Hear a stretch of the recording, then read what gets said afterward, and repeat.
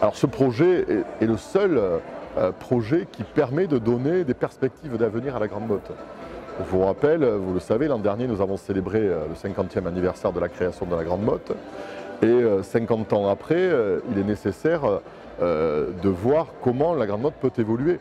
Et pour qu'elle soit vivante, il faut qu'elle ait des perspectives d'avenir. Et aujourd'hui, compte tenu du PPRI, du plan de prévention risque inondation que nous avons à la Grande Motte, qui nous ont bloqué les quelques terrains disponibles, les seules possibilités d'évolution étaient sur le port. Aujourd'hui, après des études qui ont été réalisées, 400 anneaux sont nécessaires pour se rajouter aux 1600 qui existent sur le port.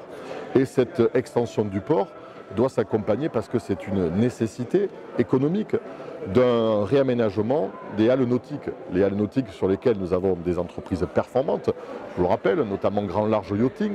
Cette entreprise ne peut plus se développer dans l'univers qui est le sien, avec les normes environnementales qui ne sont plus adaptées.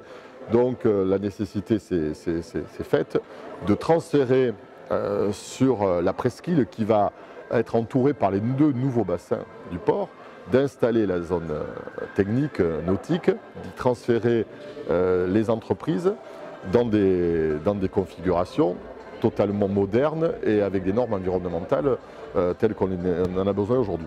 Et les terrains qui vont être libérés par la zone nautique transférée seront réservés à créer du logement et surtout à financer une partie du projet, parce que la vente des terrains à des promoteurs pour réaliser des logements, on a estimé à 480 le nombre de logements nécessaires dans cette partie-là, pour répondre à la fois à la demande de logement à la Grande Motte, mais aussi à la nécessité de vendre et d'équilibrer le projet.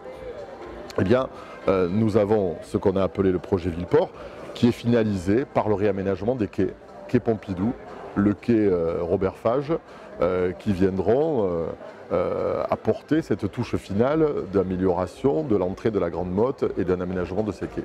Alors l'enjeu de ce projet, c'est de rénover, de rendre actuel ce projet extraordinaire qui fait partie des grandes mythologies modernes du XXe siècle, de regarder comment on le met dans des critères actuels, entre autres par rapport à des histoires de circulation, par rapport à des histoires de travail, d'activité, aussi par rapport à des histoires de loisirs, de parcours, de promenade, enfin de le remettre dans son actualité récente, alors qu'il est très marqué de manière très positive par ses constructions.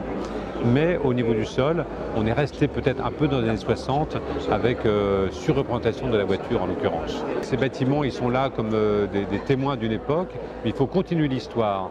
C'est-à-dire continuer à construire des immeubles, puisqu'on a l'opportunité de le faire sur des terrains presque disponibles, de faire des bâtiments qui reprennent cet esprit, cet aspect d'espace extérieur, de béton blanc comme ça, de choses sculpturalement très intéressantes, mais avec des préceptes d'aujourd'hui, du point de vue confort, du point de vue thermique, du point de vue environnemental, etc.